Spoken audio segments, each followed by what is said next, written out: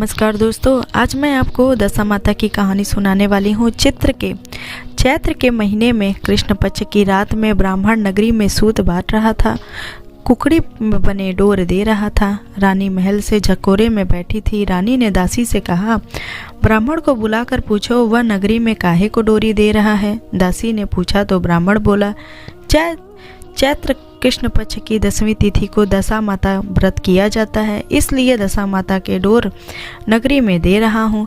रानी ने भी ब्राह्मण से पूछा, इस व्रत करने से क्या होता है। तब ब्राह्मण ने कहा, इस व्रत को करने से अन्न धन प्राप्त, सुख समृद्धि मिलती है। प्रतिदिन स्त्रियाँ स्नान करके निर्वित होकर पूजा के थाल लेकर दशा माता का पूजा करती हैं। एक चौक पे चौकी पर पीली तिल्ली में 10 कंगूरे वाला गोला बनाती हैं। फिर उन कंगूरों में पर रोली, काजन, मेहंदी से टिक्की बिंदी लगाकर उन पर 10 गेहूं के आखे बनाकर सुपारी और मौली लपेट कर गणेश जी बनाकर रोली मेहंदी चावल से गणेश जी का पूजन किया जाता है। दशा माता की कहानी सुना जाता है। ऐसा प्रतिदिन 10 दिन तक करती हैं और जो भी सूत कुंडली में हल्दी में गांठ लगाकर दहन में होलिका दहन जब भी होता है तो उसमें दिखाया जाता है, उसी को उस 10 दिन तक यह कहानी पहनकर कहानी सुना जाता है। तार का डोर बनाकर उस 10 गांठ लगाकर कहानी सुनने के बाद उसे गले में पहन लेती हैं। अगले दशा माता का व्रत पहने रहते हैं।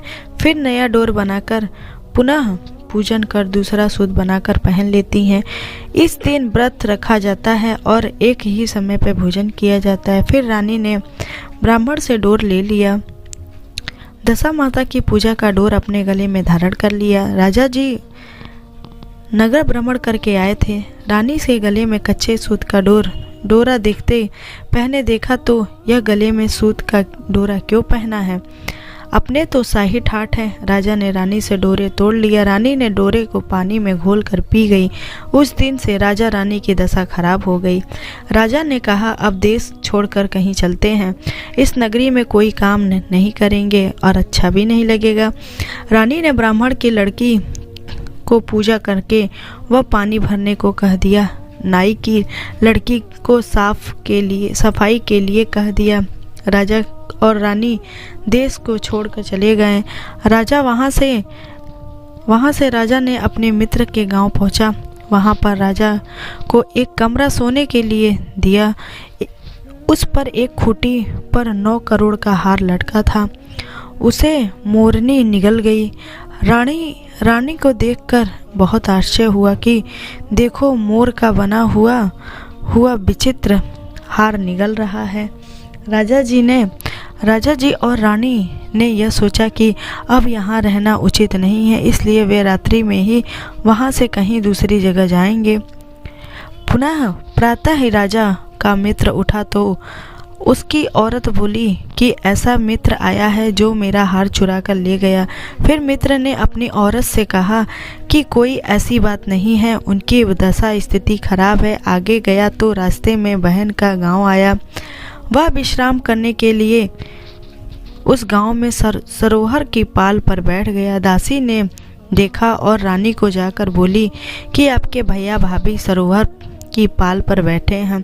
बहन ने पूछा कि कैसे हाल में हैं। दासी ने कहा, हाल अच्छे नहीं हैं। बहन बोली, उन्हें बोलना कि वह वहीं रुके, मैं वहीं आ रही हूँ। दासी तभी रानी के साथ ही भोजन ले आई।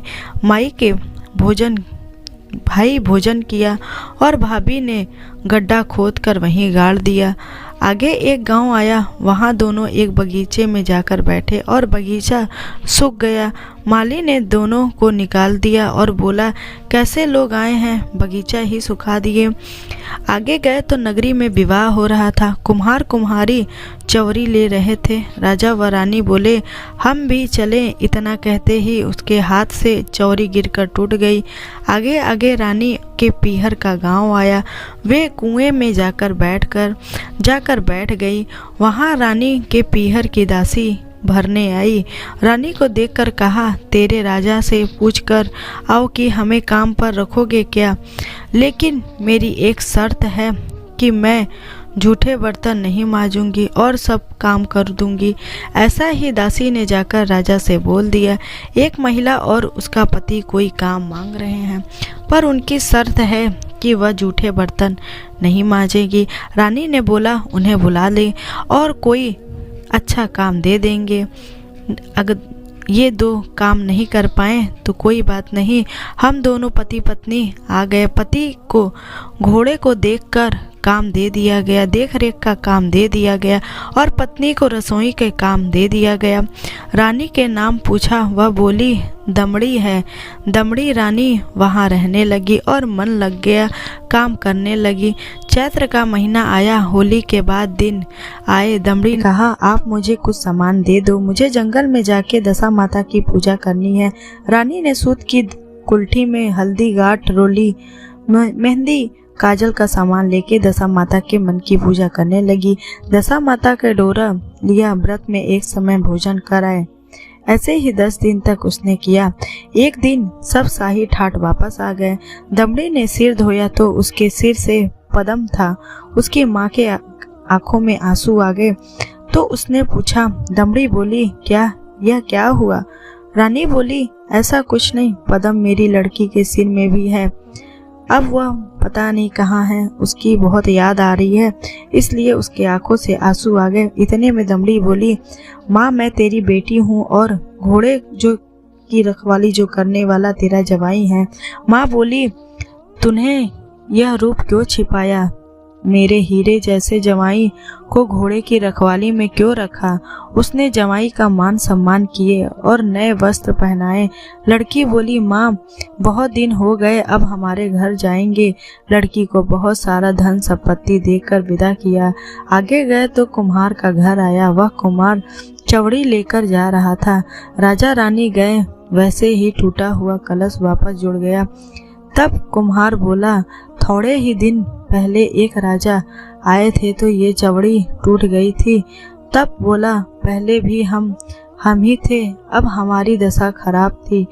आगे गए तो बगीचा सूख गया था, वह हरा भरा हो गया।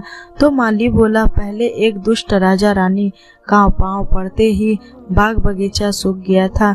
तो राजा बोला, पहले भी हम ही आए थे, तब हमारी दशा खराब थी, अब हमारी दशा अच्छी हो गई है। तुमसे हमारा बाग हरा हो गया, फिर से इनका बाग हरा भरा हो गया। आगे चला तो मित्र का गांव आया। राजा बोले, कमरे में ठहरेंगे, जहाँ पहले ठहरे थे उसी कमरे में ठहरे। और आधी रात को मोरनी ने हार उगलने निकल गई थी। तभी वह रानी से कहा, अपने मित्र को बुलाओ। मित्र ने देखा और पत्नी की तरफ से माफी मांगी और कहा, औरत की बात पर ना जाया करो। आगे जाकर देखा तो बहन का गांव आया। दास और दासी पानी भरने आई और देखा कि रानी तो जाके कहा, आपके भैया भाभी आए हैं, उनकी हालत भी अच्छी है। तब बहन वहां गई और बोली, भैया भाभी को घर बोलो चलने के लिए। तभी भाभी बोली, नहीं बाई जी, हम तो अपने घर नहीं चलेंगे, आपके घर तो नहीं जाएंगे, हम अपने आपको बहुत शर्म आएगी। भाभी ने गड्ढा खोदा और वहां सोने के चक्र निकले और बहन ने भाई की आरती उतारी। भाई ने सोने के चक्र बहन को दे दिया और अपने नगर में आए। वहां पे प्रजा अत्यंत प्रसन्न हो गए और सारे गांव से राजा रानी का स्वागत किया और हवेली में पहले जैसे ठाठ हो गए। इसलिए कहते हैं कि दशा किसी की भी पूछ के नहीं आती है। दशा माता, जैसी राजा की अच्छी दशा आई वैसे ही सबकी कृपा रखना। बोलिए दशा माता की जय हो। कहानी सुनने वाली, कहानी बताने वाली और कहानी कहने वाली की सबकी जय हो। बोलिए दशा माता की जय हो। दोस्तों, वीडियो पसंद आए तो वीडियो को लाइक दें, सब्सक्राइब जरूर कीजिएगा। फिर मिलते हैं ऐसे नेक्स्ट वीडियो में, तब तक के लिए धन्यवाद।